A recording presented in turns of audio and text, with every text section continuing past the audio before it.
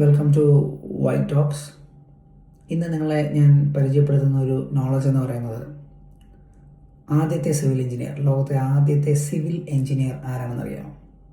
Civil engineer എന്ന് ഉദ്ദേശിക്കുന്നത് ആ പദം ആദ്യമായിട്ട് വീണത് father of the civil engineer എന്ന് വിശേഷിപ്പിക്കുന്ന ആളുടെ പേര് നിങ്ങൾക്കറിയാമോ?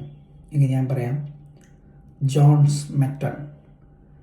ഇദ്ദേഹമാണ് ലോകത്തിലെ ആദ്യത്തെ സിവിൽ എഞ്ചിനീയർ പദവിക്ക് അർഹനായിട്ടുള്ള ആദ്യത്തെ വ്യക്തി. അത് മാത്രമല്ല, ഞാൻ പറയാൻ ആഗ്രഹിക്കുന്നത്, ഇദ്ദേഹം ഫെമിലിയർ ആയത് ഒരു ലൈറ്റ് ഹൗസ് നിർമ്മിച്ചുകൊണ്ടാണ്.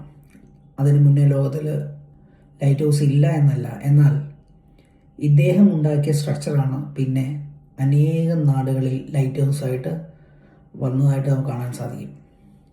1770-ലാണ് ഈ സിവിൽ എഞ്ചിനീയർ തൻ്റെ ജീവിതം അല്ലെങ്കിൽ തൻ്റെ കരിയർ ഈ ലോകത്തിന് മുന്നിൽ അവതരിക്കുന്നത്. അതിനുശേഷം ഇന്ന് 250 വർഷത്തോളം ആകുന്നു, അല്ലേ?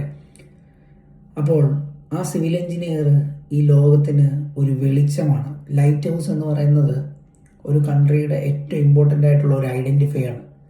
പണ്ടുള്ളവർ കപ്പലിൽ യാത്ര ചെയ്യുമ്പോൾ ലൈറ്റ് ഹൗസ് നോക്കിയാണ് അവർ യാത്ര ചെയ്യുന്നത്. ഒരു കൺട്രിയുടെ ഐഡൻറ്റിറ്റി അല്ലെങ്കിൽ അതിനെ ഐഡൻറ്റിഫൈ ചെയ്യുന്നത് ലൈറ്റ് ഹൗസ് വെച്ചിട്ടാണ്.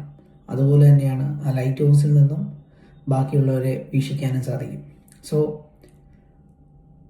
ഒരു സിവിൽ എഞ്ചിനീയർ എന്ന് പറയുന്നത് ഒരു കൺട്രിയുടെ ഒരു രാജ്യത്തിൻ്റെ, ഈ ലോകത്തിൻ്റെ തന്നെ ഒരു വെളിച്ചമാണ് എന്നുള്ള ഒരു മനോഹരമായിട്ടുള്ളൊരു സന്ദേശം ഞാൻ നിങ്ങളെ അറിയിക്കുകയാണ്. അതുകൊണ്ട് തന്നെ every civil engineer can proud and the same time വരാൻ പോകുന്ന ഫ്യൂച്ചറിനെ ഓർത്ത് നിങ്ങളെല്ലാവരും പ്രിപ്പയർ ആണ് എന്ന് ഞാൻ വിശ്വസിക്കുന്നു.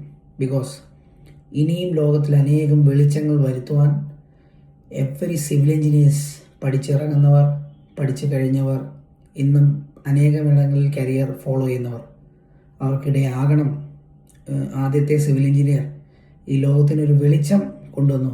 അനേകം സിവിൽ എഞ്ചിനീയേഴ്സ് ഇനിയും ഈ ലോകത്തിനൊരു വെളിച്ചമായിരിക്കണം. Good day.